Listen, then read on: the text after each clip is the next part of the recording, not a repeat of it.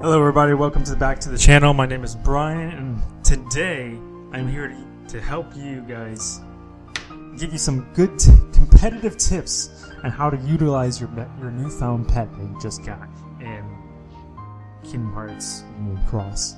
So at the moment, I'm just gonna go ahead and stick this on. I'm gonna go ahead and just go through some stuff with you. So if you can tell right here, I'm already at my Keyblade setup. I haven't changed it or anything for the video just yet, but there's a few things I want to point out to help maximize the potential towards utilizing your pet. Now, obviously the main thing about the pet is that it's a 6 slot. And off the bat it's like, okay, cool, I can do more damage.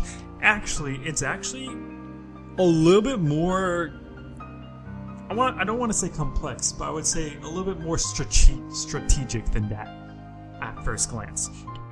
So what do I mean by this? Well, the first thing that came off everybody's mind when pets were first coming out in JP was that it was going to mess up the copy medals that you would place at the end of your Keyblade. So like for example, if I wanted to have my HD Shion right here at the end, I can no longer copy my friend medal because of the fact that my spirit medal is going to be there in the way now. I just want to let you know this is not necessarily the case. It doesn't mess you up at all. The simple solution to this problem is that you would simply let me fix this. The simple solution to this problem is that you would simply put the copy medal on your spirit instead.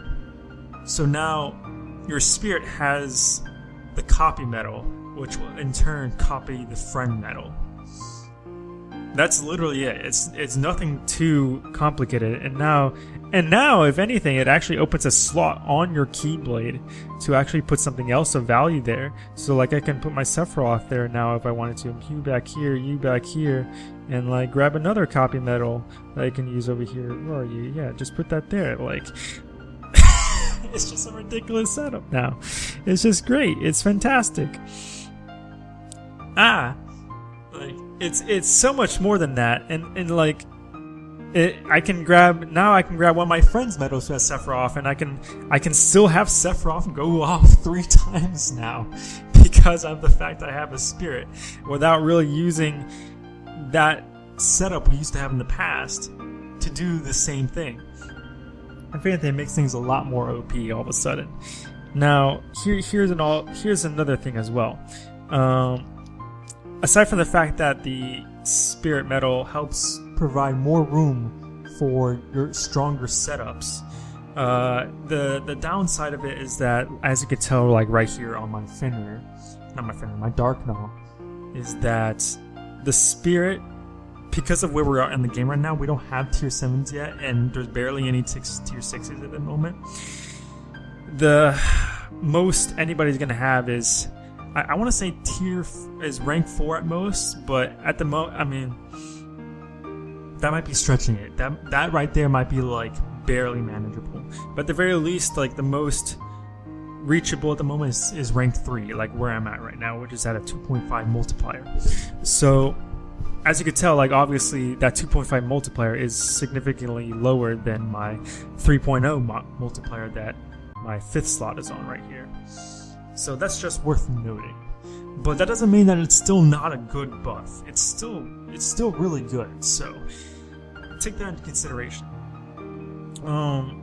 Another way you can use it. So like for example, even though people were worried about like not being able to copy the friend medals, you can still use normal copy medals to take advantage of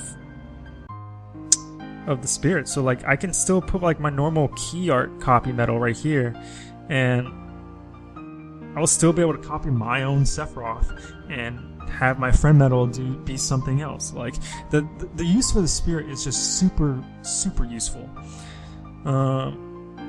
Like just ridiculous.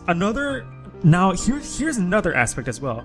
Now if you've been playing the game for a while already, you've probably already came across quite a few quests that are actually really difficult to to defeat. Like, I'm talking about like those really hard events like the Hades Cup that was out a while ago. A lot of people struggled super hard for that event just because like at the very end you were just getting ridiculously leveled enemies. Like you had level 999 enemies which are just ridiculously powerful, and like the defense is just dumb. It's just ridiculously high. So now and so basically in the past, in order to like help survive those type of events, you basically had to use metals like HPO, the Hainer Olet Pence metal. Let's see if I can get it up here. This one. You basically had to use this metal right here in order to help survive a lot of those tough difficulties. But now, and the drawback to doing this is that you were sacrificing survivability. No, you were sacrificing power for survivability, which significantly weakened your like attack boost from your Keyblade. But now the fact that we have the spirit, we can actually take advantage of the fact that the spirit is not part of your Keyblade. So if you have like near maxed out or maxed out Keyblades like I do, I can actually use my Finrir setup. Let's use this one. I can actually use my normal Finrir setup, which is like pure raw attack power, and actually just go ahead and put the HPO metal on my spirit, so that my spirit is just doing all the survivability for me. I don't have to worry about sacrificing any of my setup. I don't have to worry about sacrificing my like 2.8 and like 2.9 slots for just so I could have like decent survivability and not die, even with like second chance or second chance 2. So that's a really good thing to note when utilizing your spirit for future events and setups. Now in terms of the actual spirit itself, let's actually go to my spirit. Let's swap gear. So the spirit, let's go to the actual skills. So my spirit right now has these skills. It has the steel one and the blast one. So for the steel one, it has your spirit has a 50% chance of doubling the drop items that get dropped per battle. Okay.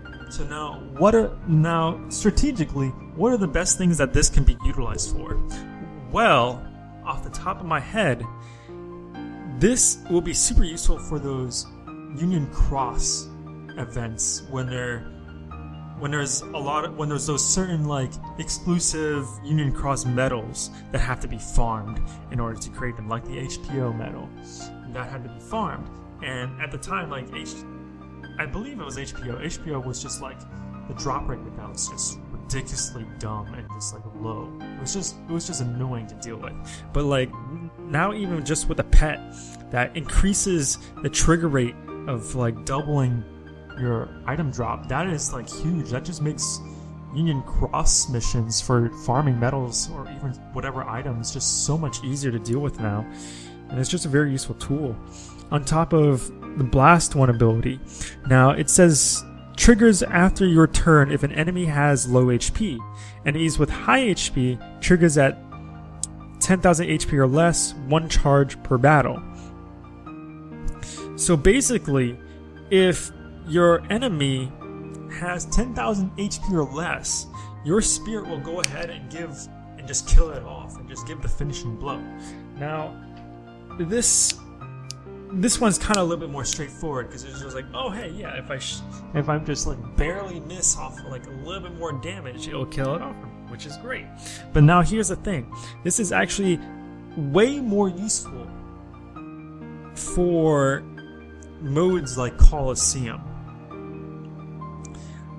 Compared to say like story quest, or I mean it will help in certain event quests, but this is especially relevant for Colosseum because that's where you're more likely to come across situations like that. Is when you're starting to get to the point where you can't one turn kill enemies or rounds anymore, and you're like, because you're just missing that like very small amount of health.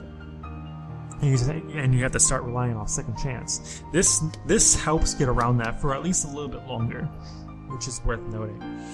But oh, and for the last helpful tip for what you can help use the spirits for competitively is that for the competitive raid boss weeks, let's go to my raid boss setup.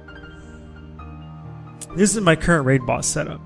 Now, because of the fact you also have a 6 slot, this one's a little bit more obvious and explanatory, but nonetheless, I should explain this and say it out there so people are aware in case they didn't think about it.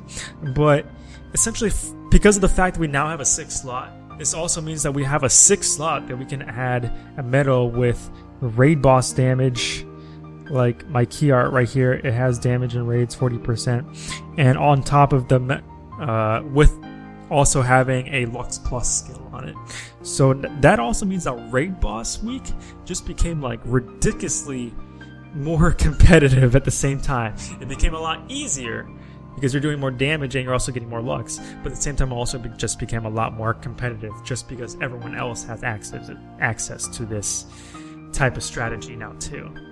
But anyways, that was it for today, you guys. I hope you enjoyed this video. I hope you found it very useful. I just find it a very interesting and cool mechanic to deal with, and I can't wait to play it on my own and just mess around with it. But I hope those tips and tricks helped you out, guys. If you enjoyed the video, please leave a like and subscribe. If you want access, if you enjoyed the video, please like and subscribe. I post updates on things in the game almost like as soon as possible whenever I get the chance. If you want, I frequently post updates on my Twitter feed for when I'm about to have a video come out or when something interesting happens. So if you want early access or info onto like when I'm about to post stuff or when I'm going to stream or anything like that, I'm not streaming just yet, but I'm looking to do so in the future. Check that out. Check my Twitter. Go ahead and check that out. But anyways, thanks guys. I hope you have a nice day, and I'll see you soon. Peace.